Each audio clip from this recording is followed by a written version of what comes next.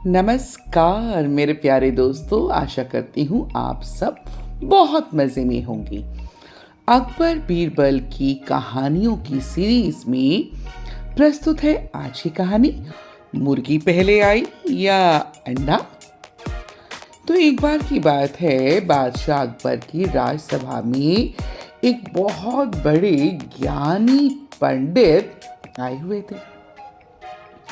वो कुछ सवालों के जवाब बादशाह से जानना चाहते थे, पर अकबर बादशाह ये जानते थे कि अगर मैं बीरबल को आगे कर दूं तो बीरबल अपनी चतुराई से पंडित के हर सवाल का जवाब बहुत ही आसानी से दे पाएंगे। तो अब पंडित और बीरबल आमने सामने बैठे थे।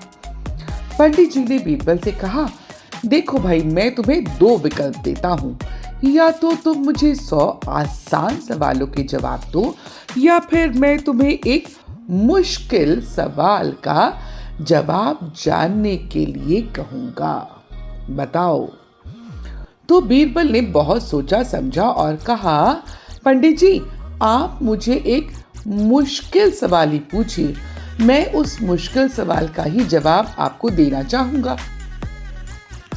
तो पंडित जी ने बीरबल से कहा, तो बताओ बीरबल, पहले मुर्गी आई या फिर अंडा?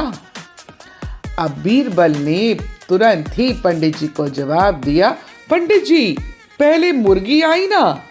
तो पंडित ने उनसे पूछा, भाई तुम इतने आसानी से कैसे कह सकते हो कि पहले मुर्गी आई?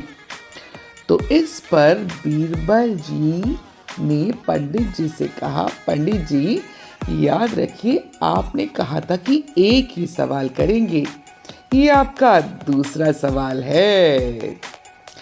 अब पंडित जी बीरबल की चतुराई के सामने कुछ नहीं कह पाए और बिना बोले ही दरबार से चले गए। बीरबल की समझदारी, अक्लमंदी को देखकर बादशाह अकबर इस बार भी बहुत बहुत खुश हुए और बीरबल को खूब सारा इनाम दिया।